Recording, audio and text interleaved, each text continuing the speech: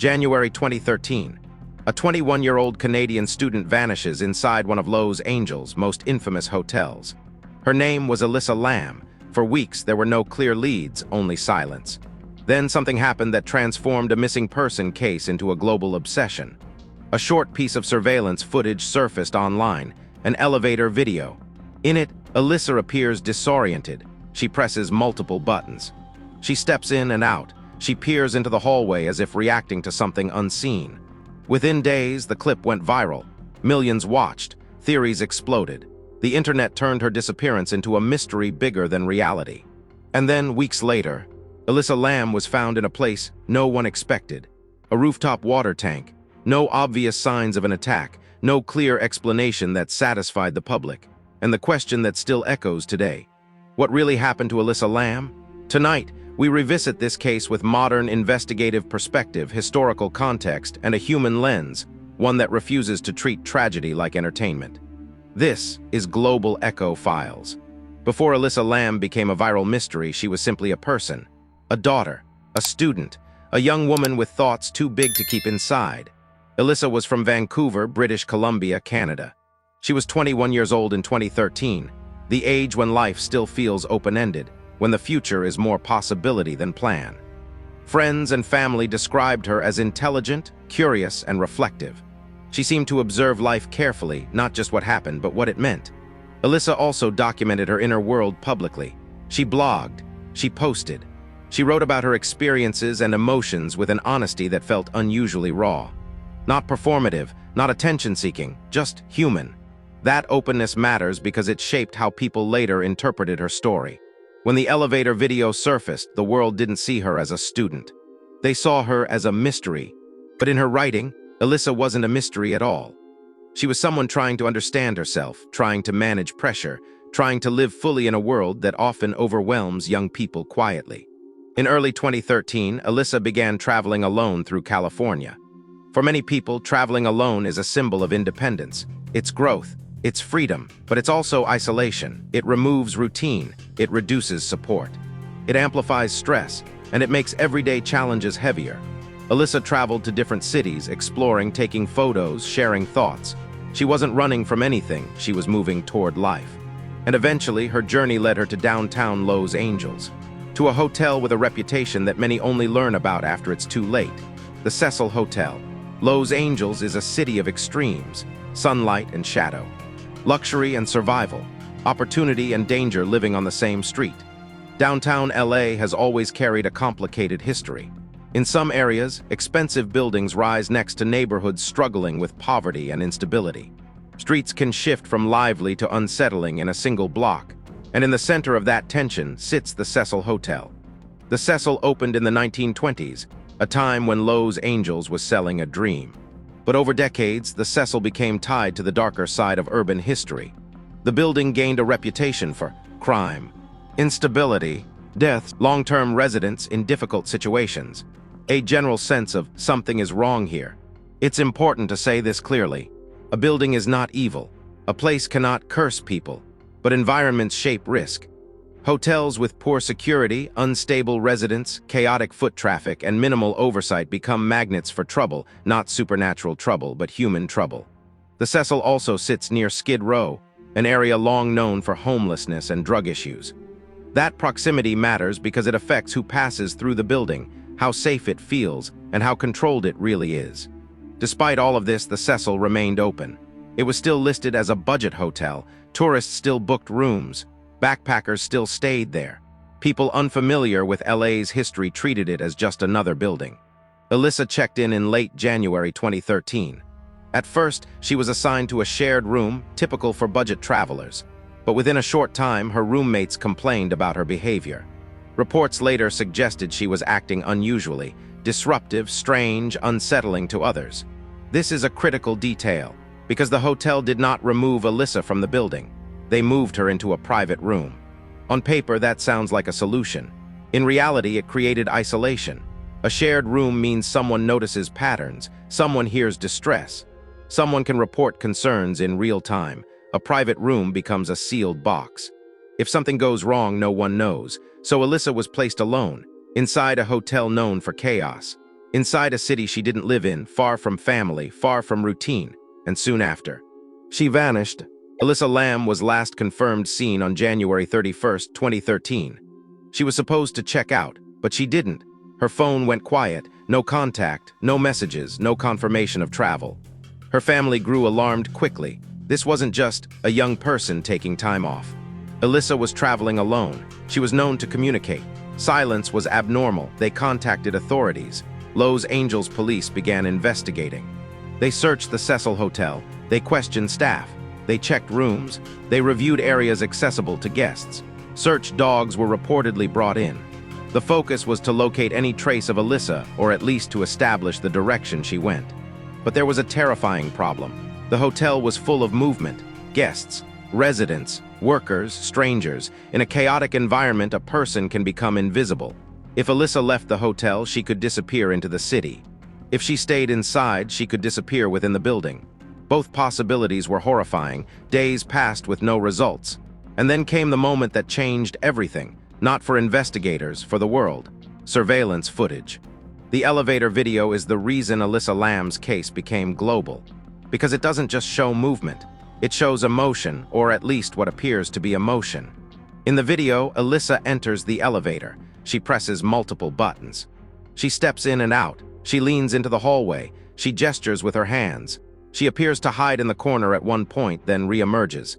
To many viewers, it looks like fear. To others, it looks like confusion. To others, it looks like someone playing, almost like she is interacting with something unseen. This is where the case splits into two realities. One, the official investigation. Two, the internet's imagination. The internet treated the video like a coded message. People slowed it down, enhanced shadows, zoomed into pixels, compared hand movements. Some claimed she was being followed. Some claimed she was hiding from a threat. Others claimed the footage proved something supernatural. But the elevator video has a different truth, one often ignored. Surveillance footage has no context. We don't know what happened before it. We don't know what happened after it. We don't know what Elisa was thinking. We don't know what she saw, if she saw anything at all. And there were also questions about the video itself. Many people noticed it seemed edited or slowed in places. Time stamps appeared missing. Movements looked slightly unnatural, almost like parts were removed. Investigators and technical experts have explained that surveillance exports can appear irregular due to compression, dropped frames, or system settings.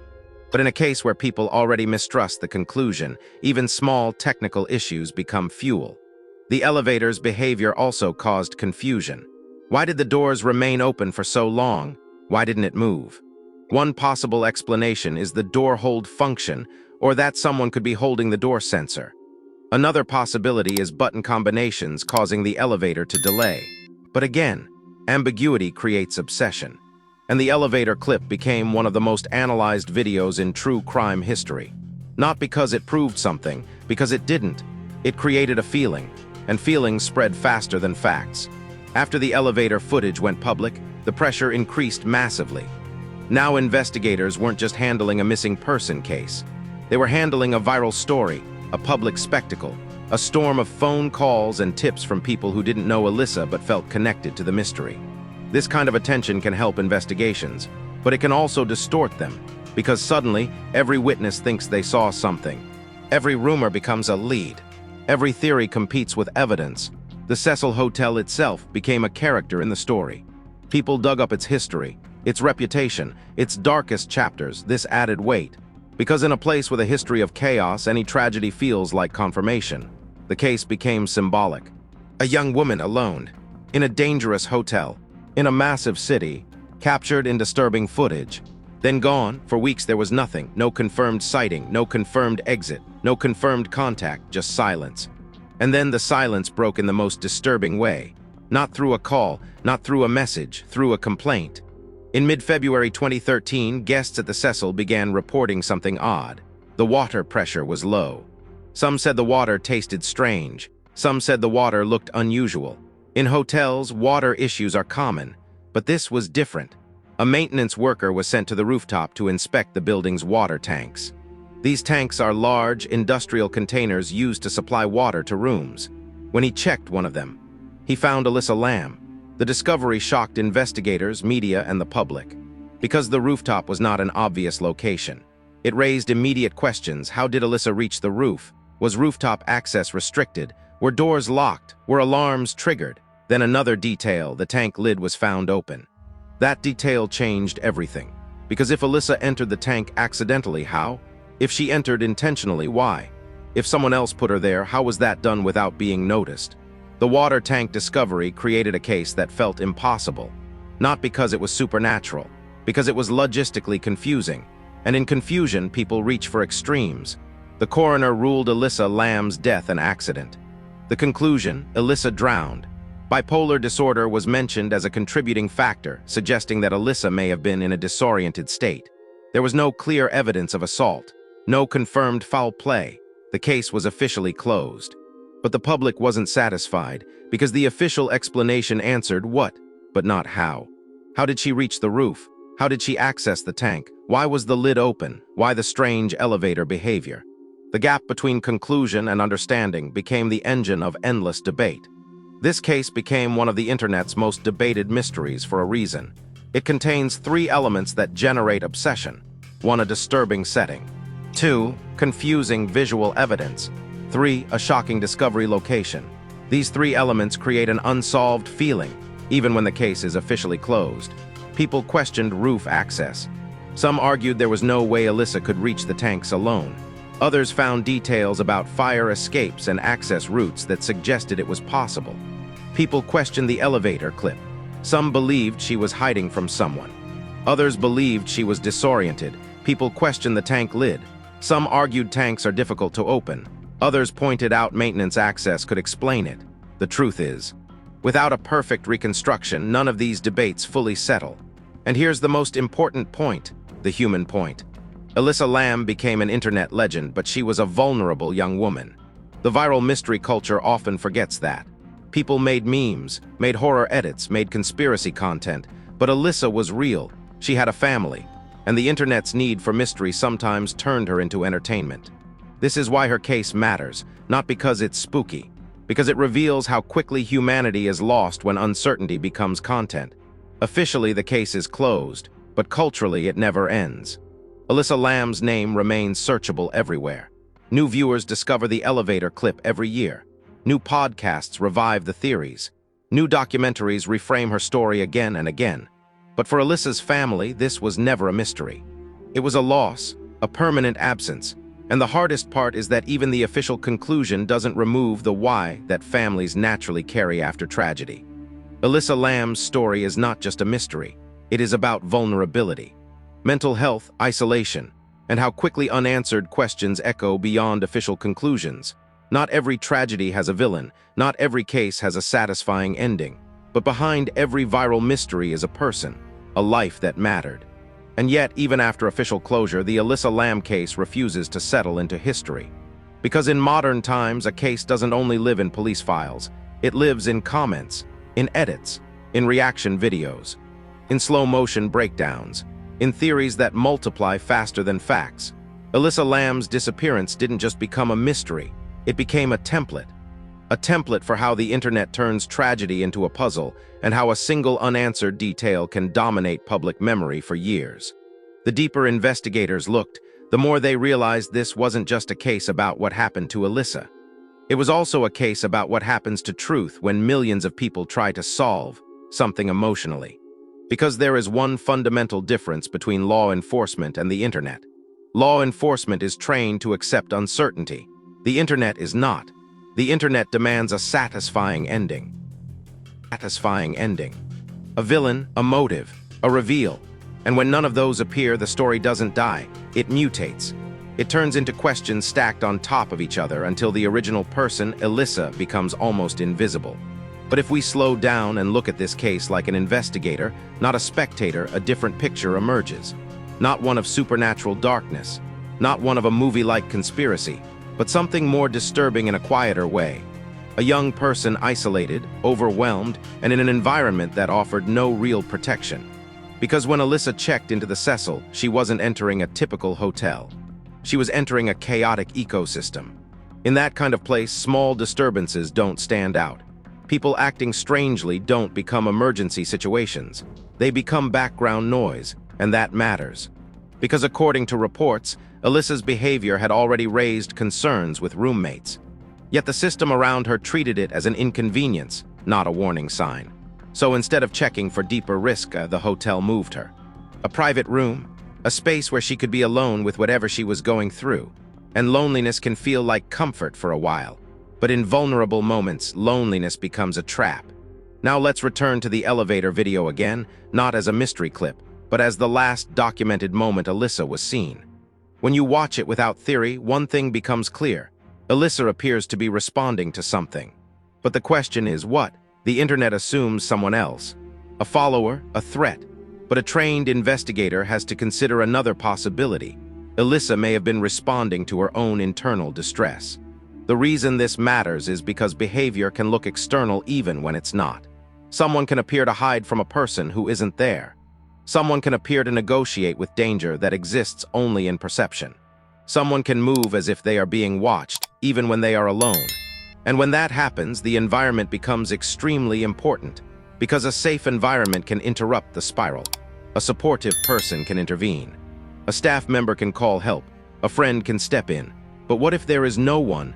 What if the surroundings are chaotic, understaffed, and desensitized?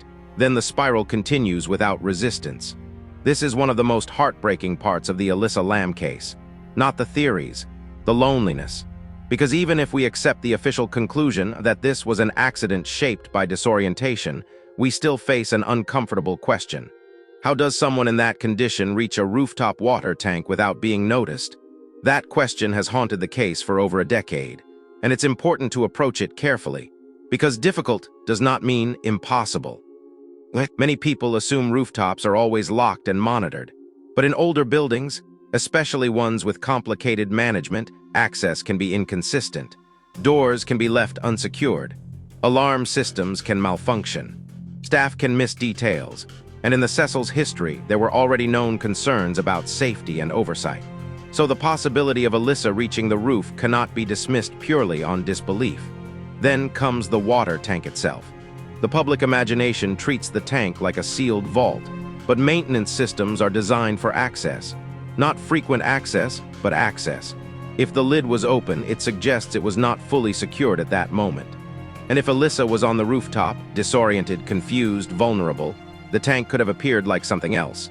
A hiding place, a shelter, a solution. It's difficult for us to understand because we are watching from calm distance. But confused perception changes reality. In that state, decisions aren't logical, they're survival-based. This is why the case became a major conversation about vulnerability, not just mystery. Because the scariest explanation is not always foul play. Sometimes the scariest explanation is that tragedy can unfold without anyone truly noticing. That a person can slip between the cracks of environment and attention. And this is where the case becomes bigger than Elisa Lam. It becomes about how cities work. Los Angeles is enormous. Downtown is intense. And places like the Cecil sit at a crossroads where tourists, residents, and struggling populations intersect. In that intersection, people can become invisible even when surrounded by others. Elisa Lam's story forces us to confront the difference between being seen and being noticed. She was on camera, but she wasn't protected. Her name became global, but she was alone in her final hours, and the world often misses that. Instead, the world searches for the version of the story that feels more dramatic, because drama feels easier than reality. Reality is uncomfortable. Reality says, yes, this could happen, not because the world is haunted, but because the world is imperfect, because systems fail quietly, because busy environments ignore warning signs, because humans assume someone else will notice. And when everyone assumes that, nobody does. The internet also created another major distortion. It turned Elisa Lam into a symbol of the Cecil Hotel, but Elisa is not the Cecil. A building's history is not a person's identity. And yet, once the case went viral, the Cecil became a magnet for dark fascination. People traveled to the building just to take pictures. They filmed content in the area. They treated a real death like an attraction. This is one of the cruelest side effects of viral mystery culture. The victim becomes secondary. The story becomes primary. That's why it's important to say this clearly in your video. Elisa Lam was not entertainment. She was human. And there is another layer, a layer many people forget. The family. For Elisa's parents, siblings, loved ones, this was never about video analysis. It wasn't about hidden shadows in an elevator frame. It was about waiting. Waiting for a call, waiting for clarity, waiting for a daughter to come home, and then receiving the kind of news that permanently changes a family's life. When the world debates a tragedy as a puzzle, families often experience it as a second loss. Because it's exhausting to watch strangers argue over your loved one's final moments. It's exhausting to watch conspiracy content build profit from grief. It's exhausting to watch people claim certainty when the truth is painful and complex. This is why cases like Elisa Lam's demand respect. Because the absence of closure is not a game. It's a lifelong wait. And yes, there are still questions. Some questions may never be answered with perfect clarity. But we can still learn something from this case. We can learn that vulnerability can be silent. That isolation can be dangerous. That cities can swallow people emotionally before they ever swallow them physically. We can learn that mental health is not a weakness, it is a reality. And people experiencing inner distress deserve protection, not judgment. We can learn that internet speculation can distort truth. Because when theories get louder than facts, they replace empathy. The Elisa Lam case is a warning for two reasons. First, personal safety. Traveling alone can be empowering, but it must be planned with safeguards. Regular check-ins, trusted contacts, awareness of environment. Second, media culture. Not every mystery is meant to be solved by strangers online. Not every tragedy has a cinematic explanation. Sometimes the world doesn't give a dramatic ending. Sometimes the ending is simply loss. And we have to accept that with maturity. Because the most unsettling truth about Elisa Lam's case isn't the elevator video. It's the idea that the world could watch her final moments and still not understand her. And in that misunderstanding, she was turned into content. Her name became clicks. Her story became theories. But behind it all, the truth remains simple. A young woman traveled hoping to live, and she never made it back. That should be the heart of this story, not the mystery, the humanity. Because when we remember Elisa Lam properly, we do something important. We give her back her identity. Not as a viral case, not as a horror story, but as a person who deserved safety, support, and dignity. And when we end this episode, we end it with one final thought, not an answer, a reminder that behind every headline is a family waiting for peace. Behind every theory is a real life, and behind every viral video is a moment someone lived, not knowing it would become the world's obsession. Elisa Lam's story will likely continue to be debated for decades. But our responsibility is not to sensationalize it. Our responsibility is to humanize it, to tell the truth carefully, to acknowledge uncertainty without exploiting it, and to remember that in a world obsessed with mystery, empathy is the rarest conclusion. This is Global Echo Files, echoes of the world's hidden truths.